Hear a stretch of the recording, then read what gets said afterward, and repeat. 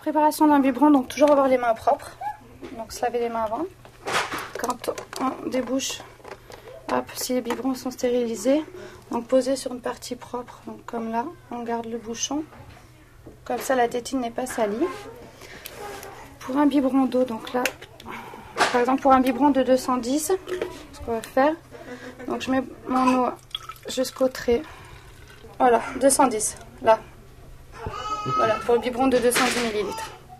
Donc après, nous ici à la crèche, donc on chauffe au chauffe-biberon, là. Donc l'eau, je la verse dedans comme ça. L'eau du chauffe-biberon sera à 37 degrés pile, donc il n'y a pas de risque de brûlure pour l'enfant. Bon, toujours vérifier quand même au cas où, on ne sait jamais. Donc ça sonne, là c'est prêt. Donc on éteint le petit bouton et l'eau sort donc tiède en fait.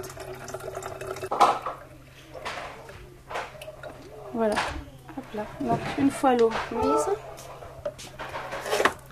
hop là, on prend le lait en poudre. Donc c'est, voilà, les doses c'est une petite cuillère comme ça, une mesure. Donc une mesure ça fait pour 30 millilitres. Donc là pour 210 je mets 7 mesures, 7 mesurettes bien remplies et à ras, voilà comme ça.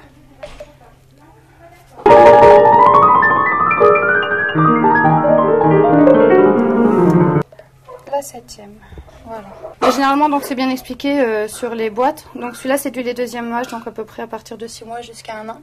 Après il y a le lait premier âge qui est de la naissance jusqu'aux 6 mois.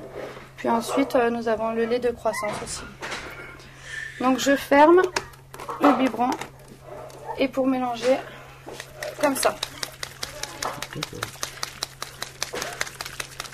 Voilà, bien être tonique pour pas que ça fasse des grumeaux. Parce qu'une fois que ça fait des grumeaux, après c'est pas forcément agréable pour l'enfant et puis ça peut boucher la tétine. Voilà. Donc pour les mélanges, une fois que on a mis la poudre, évitez de secouer de tout haut en bas. Parce que justement la poudre elle se loge, hop là, dans la tétine, ce qui provoque des grumeaux et l'enfant a du mal à aspirer. Voilà. Donc pour voir si le lait est à bonne température, vérifier. Voilà. À cet endroit là, parce que c'est un endroit qui est quand même assez sensible. Et donc là, la température est idéale pour le donner à l'enfant. Voilà.